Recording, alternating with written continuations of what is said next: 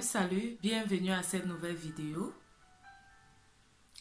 Je suis contente de te savoir présent aujourd'hui et de savoir que tu écoutes cette vidéo. Aujourd'hui, c'est une vidéo spéciale. Je vais partager avec nous un témoignage, quelque chose qui s'est passé dans ma vie et j'ai vu la grandeur de Dieu. Le Dieu que nous servons est merveilleux et il agit dans toutes les circonstances. Égale les difficultés par lesquelles tu passes, j'aimerais t'encourager à savoir que Dieu est vivant. Il te suffit en fait tout simplement de l'appeler et de lui dire « Papa, j'ai besoin de toi, j'ai besoin que tu m'aides, j'ai besoin que tu m'assistes, j'ai besoin que tu me tires de cette situation. » La semaine passée, j'ai connu une situation difficile, une situation de santé. En fait, j'étais chez moi en train de faire la lessive et je ne m'en doutais vraiment de rien. Dès que j'ai fini, un moment, j'ai ressenti un malaise dans mon côté droit. Et la douleur était terrible et horrible. C'était une douleur que je n'avais pas vraiment expérimentée à l'avance. Le pire, c'était que je ne savais pas ce qui était à l'origine. Je ne savais pas ce qui faisait que je sois paralysée et que je me sente paralysée sur mon côté droit. Je suis juste allée dans mon salon et j'ai appelé Dieu. J'ai commencé à crier à lui, à dire « Oh Seigneur, qu'est-ce qui m'arrive? Qu'est-ce qui se passe? Je suis seule à la maison et j'ai une douleur pareille. » Du coup, j'ai prié, mais je ne savais vraiment pas ce qui se passait. J'ai juste dit « Seigneur, ôte de moi cette douleur et donne-moi la force d'aller récupérer mes enfants à la crèche, car c'était l'heure d'aller les récupérer. » La première idée que j'ai eue, c'était que j'avais sûrement pris froid. Donc, j'ai mis mon blouson, j'ai allumé le chauffage dans la maison et je suis restée encore quelques minutes dans la maison le temps que mon corps puisse se réchauffer. Malgré les douleurs et tout, je suis allée récupérer mes enfants. J'ai appelé mon mari qui rentre un peu tôt parce que je ne savais pas ce qui se passait. J'avais une douleur et tout. Et il est rentré un peu tôt ce jour-là. Le soir, je me suis juste couchée. Je n'ai rien pris. Je me suis dit, bon, peut-être en me couchant, en me reposant, ça devait aller. Mais la douleur était atroce telle que je ne pouvais même pas me tourner sur mon côté droit. Je commençais à marcher comme un robot parce que je ne pouvais pas regarder à la droite. Le lendemain, je suis allée à la pharmacie et j'ai juste expliqué que j'avais sûrement pris froid et j'avais une douleur à la poitrine. Alors, ils m'ont donné un remède qui devait me faire en fait tousser et libérer ma poitrine au cas où j'avais eu peut-être quelques accumulations au niveau de la poitrine. Et ce remède devait me faire tousser et ressortir tout ce qui pouvait me bloquer au niveau de la poitrine. Mais rien ne s'est passé. En fait, j'ai pris le remède. Je suis restée à la maison, toujours couchée parce que je ne me sentais pas bien. Et il n'y avait pas un changement. Le soir alors, je me suis dit, mais Myriam, qu'est-ce qui te prend? Tu es malade, tu restes juste couchée et tu ne fais rien.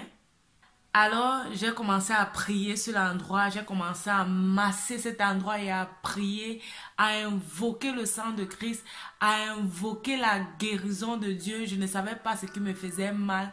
J'ai juste prié et je me suis rappelé de ce passage de la Bible sur lequel je me suis appuyée pour prier et je vais te le lire. Le passage se trouve dans 1 Pierre 2 au verset 24. Lui qui a porté lui-même nos péchés en son corps sur le bois, afin que, morts au péché, nous vivions pour la justice. Lui par les meurtrissures duquel vous avez été guéris. Et je me suis rappelé en fait que Jésus-Christ par sa mort à la croix a porté mes péchés et a porté aussi mes maladies. Et je me suis appuyée sur ce verset pour prier et prier. Et j'ai dit à mon mari, ok, il faudrait qu'on continue à prier. Est-ce que tu peux venir me oindre d'huile et continuer à prier pour moi en me oignant d'huile? Je vais faire ici une pause pour rappeler vraiment à mes soeurs, à mes amis qui aspirent au mariage. C'est bien de se marier, mais l'idéal, c'est de se marier avec quelqu'un qui partage tes croyances, qui partage ta foi en Christ. Parce que si mon mari ne partageait pas ma foi en Christ, il ne devait pas comprendre qu'il est important qu'il prie avec moi. Il devait juste se rendre compte, me dire que tu me déranges. Donc, je vais t'encourager, si tu veux te marier, à vraiment chercher un enfant de Dieu, à ne pas t'unir au hasard. Et si tu es déjà marié avec quelqu'un qui n'est pas chrétien, prie Dieu pour que ton mari puisse le rencontrer. Alors, mon mari, il a prié pour moi et il a oint cet endroit d'huile et il continuait de prier et il continuait de prier. Et ce soir, je me suis endormie dans la foi que Christ devait me guérir. Le lendemain, lorsque je me suis réveillée, il y avait encore la douleur. La douleur n'était pas partie. Et mon mari m'a demandé comment tu te sens. Je lui ai dit, ok, je crois que 20% de la douleur est partie. Mais je ressens encore ce mal. Et il m'a dit, repose-toi, je vais aller accompagner les enfants à la maternelle. Et je lui ai dit, ok, si tu peux accompagner les enfants à la maternelle, c'est donc une occasion pour moi d'aller à l'hôpital et de voir ce qui se passe en fait. Alors je suis allée chez mon médecin traitant. Lorsqu'il m'a reçu, il m'a consulté, il m'a demandé de tousser, d'inspirer. Lorsque j'inspirais, j'avais vraiment mal au niveau de la poitrine droite et au dos. Et je n'arrivais toujours pas à me tourner et tout. Et il m'a dit, c'est mieux que tu ailles voir un radiologue pour que nous soyons situés sur ta maladie. L'idée en fait était bonne parce que moi-même je voulais savoir ce qui n'allait pas. Et je savais qu'en sachant ce qui n'allait pas, je devais vraiment orienter mes prières. Je suis allée faire la radio. Et après la radio, j'ai eu le résultat. On m'a parlé d'une maladie, vraiment, je n'arrive même pas à prononcer le nom. Pneumothorax. En fait, il s'agit de quoi? Il semblerait que je m'étais fait une blessure au poumon, peut-être en travaillant, peut-être en portant les choses. Je suis une maman, donc c'est normal que j'ai à porter les choses. Et je me suis sûrement fait mal. Le poumon s'est ouvert, il y a eu une déchirure et l'air est entré dans le poumon. Et la distance était de 8 mm. Et c'est pour ça en fait que lorsque j'inspirais, j'avais mal. Et lorsque j'expirais, j'avais mal. Lorsque je me tournais, j'avais mal et tout. Avec le résultat, je suis allée chez mon médecin traitant et il m'a dit, ok, avec ce résultat, je ne peux pas t'envoyer à la maison. Va aux urgences maintenant et laisse-les décider de ce qu'ils vont faire. Soit on va t'interner, soit on va te prescrire un médicament. Alors, je suis d'abord rentrée chez moi parce qu'il fallait que j'organise tout, comment ça devait se passer avec mes enfants à la maternelle, signaler à la maternelle que je devais me rendre à l'hôpital et que quelqu'un d'autre devait passer récupérer mes enfants, apprêter les choses pour ma famille et voir si je dois apprêter les habits ou pas, aller avec les habits à l'hôpital directement ou pas. Et lorsque je suis rentrée à la maison, l'une de mes petites soeurs m'a appelée pour me demander en fait ce qu'on avait dit à l'hôpital parce qu'elle savait que j'allais à l'hôpital. Et je lui ai décrit les faits et elle m'a dit, Myriam, tu es une maman et tu ne peux pas être malade. prions ensemble. Et elle a prié pour moi, invoqué le sang de Christ, que Dieu commence à me guérir, que j'aille à l'hôpital et que je ne passe pas la nuit là-bas parce que ma guérison devait avoir lieu. Lorsque je suis arrivée à l'hôpital, j'ai remis les résultats de la radio que j'avais faite et les médecins ont commencé à tout regarder, à prendre ma tension, voir si j'avais la fièvre, voir si tout était en ordre. On m'a pris le sang, fait les examens de sang, me poser mille et une questions. Est-ce que vous fumez, madame? Et tout ça et tout ça. Et j'étais là, ok, je ne fume pas, je ne sais rien, je ne sais pas, j'ai mal et tout. Et les résultats du sang étaient très bons, la tension était bonne, je n'avais pas de fièvre. Et ils m'ont dit, tout ce qu'il nous reste à faire, c'est de te refaire une radio. Alors j'ai annoncé aux membres de ma famille que je n'allais pas bien et que j'avais besoin de soutien dans la prière parce que on devait me refaire une radio et peut-être on devait me garder à l'hôpital et tout. Une autre de ma petite soeur m'a appelée, ma petite soeur en alliance, celle que j'aime bien appeler ma femme. Et elle m'appelle, elle me dit, mon mari, qu'est-ce qui se passe? Je lui dis, je suis à l'hôpital, on a dit pneumothorax et 8 mm et on doit me refaire une radio pour voir ce qui ne va pas. Et elle me dit, non, mais toi, tu ne peux pas être malade. On va prier pour ça. C'est renvoi, c'est rejet. On s'oppose à la maladie et tout. Et elle s'est mise à prier pour moi. Elle a invoqué le sang de Christ. Que Dieu me visite et que je reçoive la guérison parce que la guérison vient de lui. Par ses meurtres-ci, nous sommes guéris et je dois m'approprier de cette guérison. Et moi, j'étais seulement là. Amen, amen, amen. Et c'était merveilleux. C'était merveilleux de savoir qu'il y a des gens qui nous aiment. C'était merveilleux de savoir qu'il y a des gens qui peuvent porter nos peines avec nous. C'était merveilleux de savoir qu'il y a des gens qui peuvent prier avec nous et nous encourager à ne pas baisser les bras, mais à demeurer dans la prière, à garder la foi en Christ. Et la bonne nouvelle, c'est que j'ai fait la radio. Et j'étais maintenant à 5 mm d'espace. Donc l'espace où l'air pénétrait dans mes poumons était 5 mm et non plus 8 mm comme en journée. Et ils m'ont dit, ok, madame, on ne va pas vous garder ici, rentrez à la maison, arrêtez de faire le sport. Oh, moi qui aime faire le sport. Ok, arrêtez de faire le sport. Arrêtez de porter des charges lourdes, reposez-vous assez. Et après 2 semaines, il faut aller en consultation. Donc d'ici 2 semaines, en fait, j'irai pour qu'on contrôle si tout est en ordre. Pourquoi est-ce que j'ai pensé faire ce témoignage aujourd'hui? En fait, c'est parce que tout est en ordre. Je me sens vraiment bien.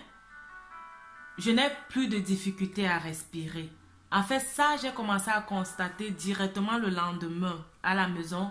J'ai constaté que j'avais bien dormi et que je n'avais plus du mal à respirer.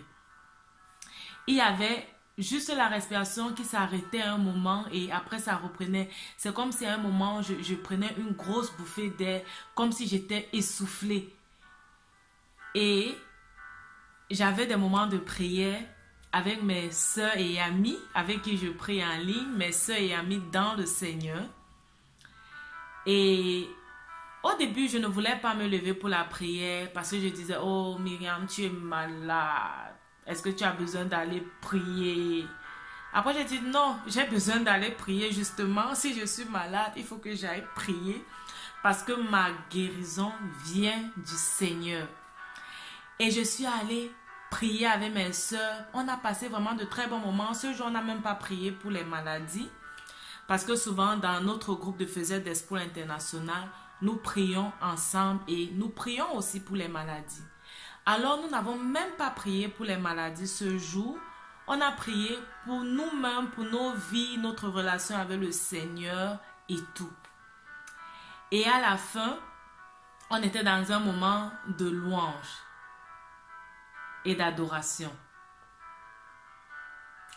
Et pendant qu'on était en train d'adorer Dieu, je me suis surprise en train de lever ma main droite et de balancer, de rendre gloire à Dieu. Après, j'ai dit, hey Myriam, c'est ta main droite que tu as levée là.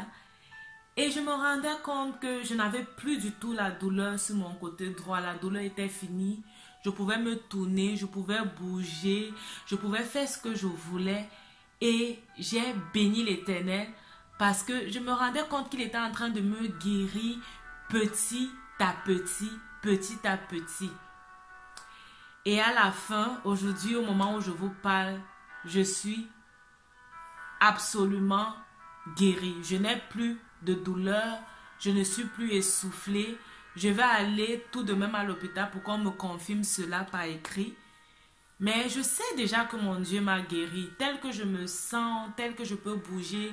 Je sais qu'il a agi dans ma vie et il m'a guéri. Je vais prendre ce moment pour encourager quelqu'un qui m'écoute en ce moment, qui a une maladie, qui souffre de quelque chose que ce soit. Je t'encourage à ne pas abandonner, à rester focalisé sur Christ. C'est lui qui guérit. La Bible nous dit que par ses meurtrissures, nous sommes guéris. Il utilise les médecins, mais la guérison vient de lui. Il utilise les médicaments, mais la guérison vient de lui. Et je veux prier avec toi. Si tu as une douleur quelque part, mets juste ta main et nous allons prier. Seigneur, je te remercie pour mon frère qui m'écoute en ce moment, pour ma soeur qui m'écoute en ce moment et qui a une maladie à quelque endroit que ce soit. Je déclare ta guérison au nom de Jésus. Par tes meurtrissures, nous sommes guéris. Et je prie qu'en ce moment où j'élève ma voix, que tu étends ta main de guérison et que ton feu qui guérit embrasse mon frère, embrasse ma soeur et qu'il soit guéri totalement au nom de Jésus-Christ. Il est le Dieu qui nous guérit. Il est le Dieu qui nous connaît. Il est le Dieu qui nous aime. Il est le Dieu qui nous accepte tels que nous sommes. Gardons toujours nos regards focalisés sur lui, sachant que nous vivons sur cette terre par sa grâce. Je vais chanter ce petit chant avec nous. Tu es le Dieu qui nous guérit, toi le Seigneur qui nous guérit. Tu dis un mot et la maladie s'enfuit, toi le Seigneur qui nous guérit. Tu es le Dieu